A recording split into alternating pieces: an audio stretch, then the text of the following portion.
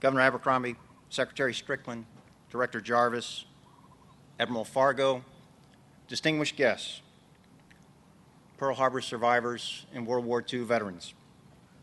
I am humbled and especially grateful to be part of this commemoration and dedication this morning.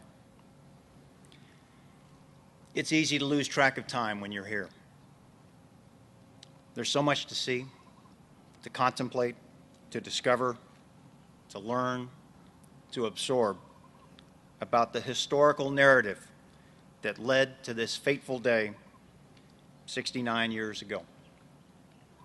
And it is equally thought-provoking to realize that in the short length of time that it will take to complete this morning's ceremony, the attack was over and the world changed forever. This morning we recognize and we memorialize men and women who were simply extraordinary. By every measure, they transformed the horrific events from a day that would live in infamy into this quiet, idyllic, peaceful setting that stands before us as a stalwart symbol of valor, of courage, and of sacrifice. This museum gives us a view into their lives, a window into the enormity of their task, an appreciation for the heaviness of their burden, the strength of their resolve, and the powerful commitment that they undertook on behalf of their fellow man in the war that they fought and the peace that they won.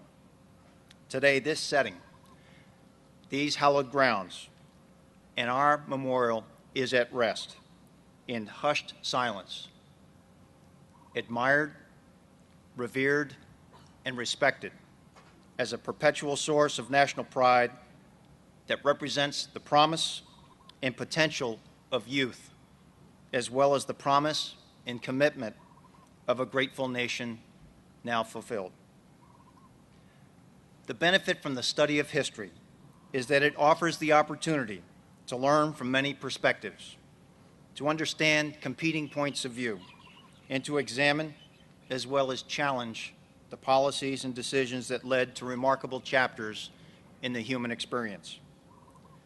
The lessons learned from the attack on Pearl Harbor are no different, and in many respects, while many and varied, depend on the lens that you adopt and the outlook that you take. One such example was the work done by Dr. Carl Ackerman, a teacher at the Punahou School. He wrote The Day the Bombs Fell, on the 60-year anniversary of the attack, dedicated to the people of the Hawaiian Islands. Through his students, he collected oral histories of family members, friends, and neighbors who gave their personal account about life on the neighbor islands during the war. The stories, in his words, provide a glimpse into people's lives with information often passed over by textbooks. The introduction was written by David McCullough Jr., and he reminds the reader that there is a danger in extracting any event from its human context and elevating it into history, even one as significant and as colossal as a world war. With bare statistics, no matter how staggering, one tends to lose touch with the vivid immediacy, the human impact, the pertinent realities of moments quieted by the passage of time. But they were real, of course, so too the people who lived them. Indiscriminately, he says, the war consumed sons and daughters, mothers and fathers, young and old. Vital, real people. For the United States, it began here, when one bright Sunday morning on the island of Oahu awoke to thoughts of services at Central Union or surfing at Makaha, thoughts of coffee and the advertiser, thoughts of rolling over for a little more sleep. Then the explosives began falling from the sky, end quote. The author gives us a rare and authentic view into the extraordinary human toll that the war placed on people here, with the strength, selflessness, and resilience of Hawaiian people captured in the innocence of their own words.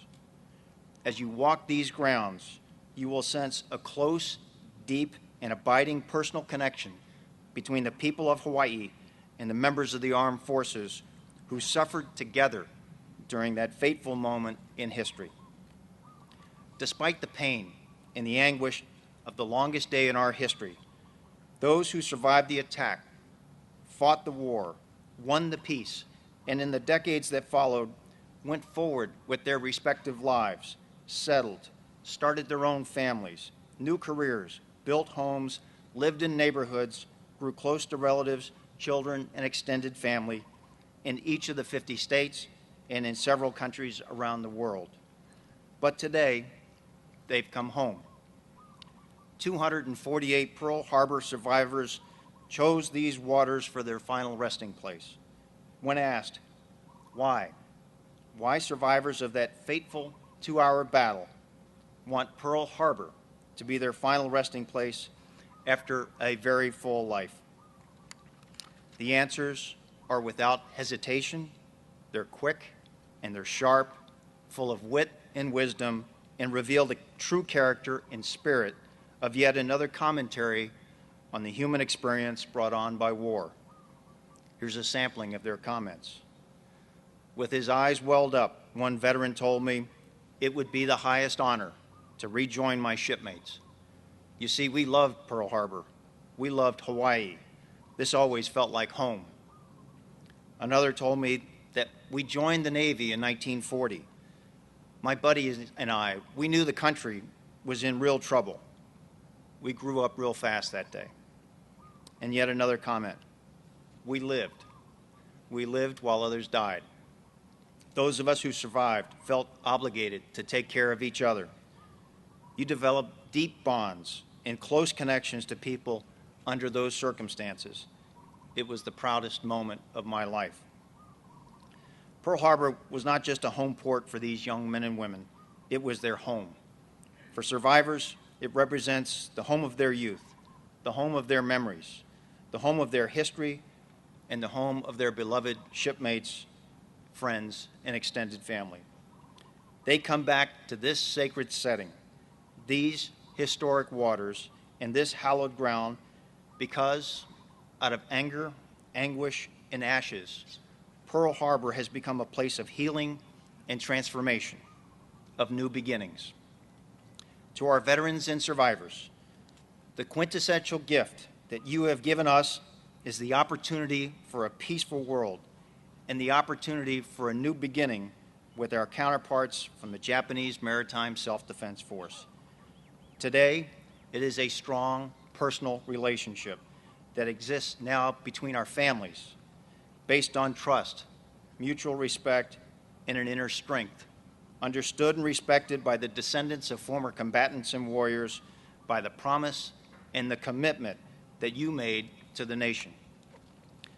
Your example has taught us that if ever there was a country worth living in, if ever there was a country worth defending, if ever there was a country worth fighting for, if ever in the history of the world there was a country whose values and principles were worthy of our sacrifice, it is the United States of America.